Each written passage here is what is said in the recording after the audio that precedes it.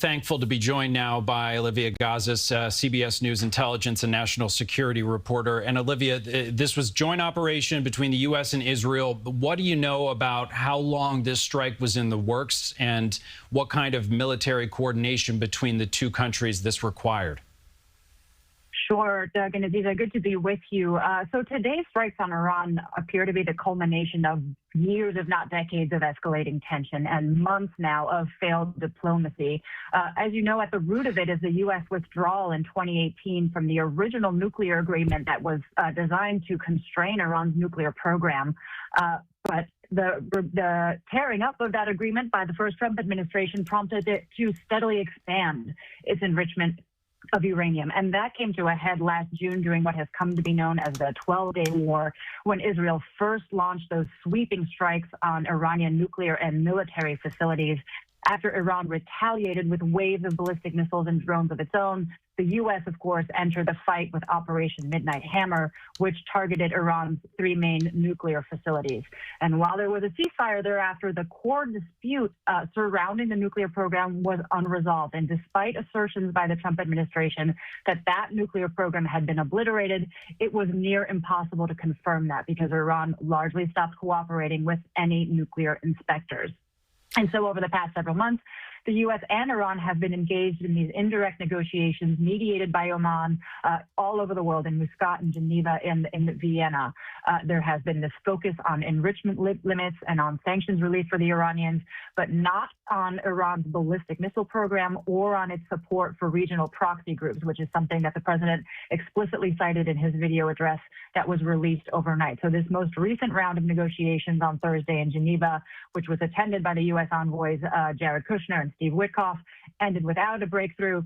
And now we are seeing the beginning of what is expected to be a multi-stage joint military campaign waged by Israel and the United States, which is very clear to have been done in very close cooperation between the two governments.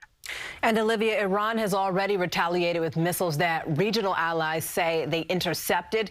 How does that change the response, the diplomatic landscape there? Absolutely. Well, the president has already warned that this could result in U.S. casualties, which is an extraordinary statement from the president, putting so much stock in a campaign whose success is far from certain. But the fact is that the president had been insistent that Iran vow never to develop a nuclear weapon. And despite public statements by its officials that it would do so, that it would never actually develop a nuclear weapon, the president didn't buy it and decided to take this route. So not focusing on the nuclear program, but now also targeting the ballistic missile program, clearly going for regime change and targeting senior Iranian officials. And so far, we have not heard of any American casualties, but clearly those American sites in the region are being targeted.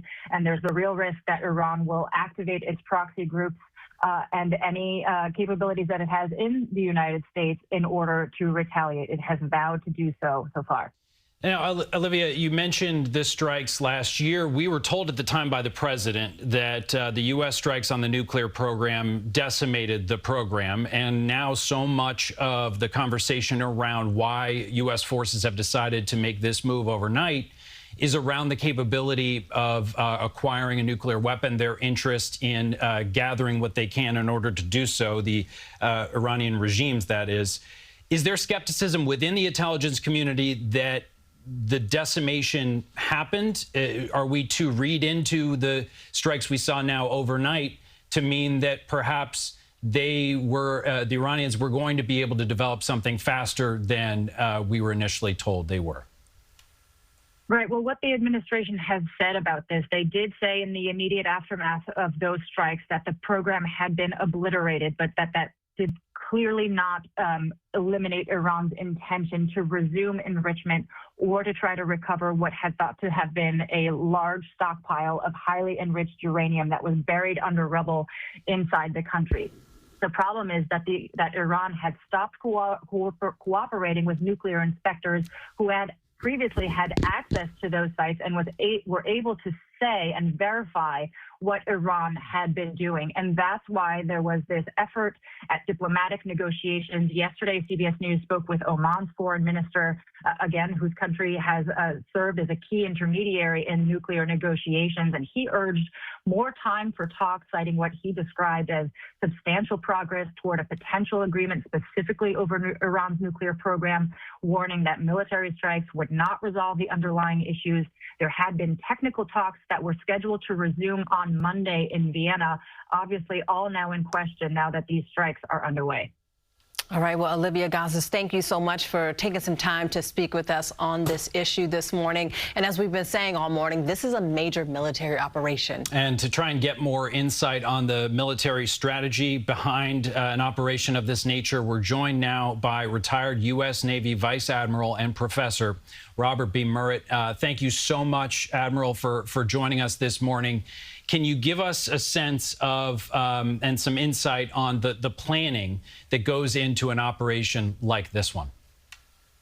Great question, Doug. You know, the responsibility of the military is to provide options to any president for different kind of contingencies. And these are the kind of target sets relative to Iran that have been refreshed and been looked at for a long time now. And obviously, there was a lot of what we call crisis action planning just in the immediate past, as opposed to what's been going on for many years. But the kind of targets they're going after, and I think Olivia summed it up very well. I mean, they essentially fall into 4 different categories. And the categories are ones related to ballistic missile capability, nuclear weapons developments, and nuclear capability. One's related to the axis of resistance, the proxies they have in the area. And then fourth and most prominent in terms of what we're talking about today, leadership targets, as we call them in the business, but leadership and command and control, and ones that would be associated with the goal of changing the regime in Tehran. And sources are telling CBS News that U.S. bases in Bahrain and Jordan have been targeted with missiles. Obviously, the safety of American troops overseas is a big concern during an operation like this, right? Yes, he's a great point. And as you saw, there were warnings provided, for example, to American personnel at the embassy in Israel beforehand. And also, I'm sure what's called the FPCON, the force protection conditions that they have at all those military installations was raised to the highest level because they knew this offensive was going to take place. And the other thing I would mention, just in closing on that, is that the targets that the Iranians have gone against were very, very predictable. They are at the installations, importantly, in places like Qatar and Jordan and Bahrain, where our Navy headquarters is for the Middle East, that are responsible for conducting these operations, along with a lot of other places. The one that surprises me a little bit is they also attacked some targets in the Emirates. And as you may know, my understanding is that both the Emirates and Saudi said their territory would not be used for offensive operations against Iran. But the other targets that Iran is going after now are very predictable.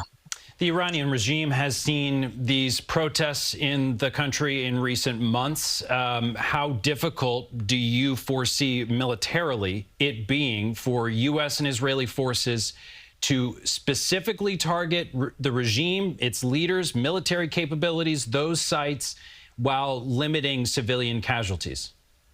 Yeah, a great question. You know, the term collateral damage is always something that concerns us. And just from, having been involved in some of these operations in the past, as soon as you start conducting large-scale airstrikes, there's going to be damage to innocent civilians. You try to control that as well as you can, what's called a CDE, a collateral damage estimate, and keep your targeting points that you're going after to have as little of that as possible, but it's always going to happen. For regime change targets, can be particularly difficult because a lot of regime leaders tend to find themselves in places that are not military associated targets. So from a pure targeting standpoint, there can be a challenge, and hopefully we'll be able to limit that as much as we can. Now, a final point on that, relative to the goal of regime change, which I think, regardless of your political background, everybody would like to see a different regime leading the Iranian people. And the slaughter that they did of their own civilians over the last couple of weeks is evidence of that.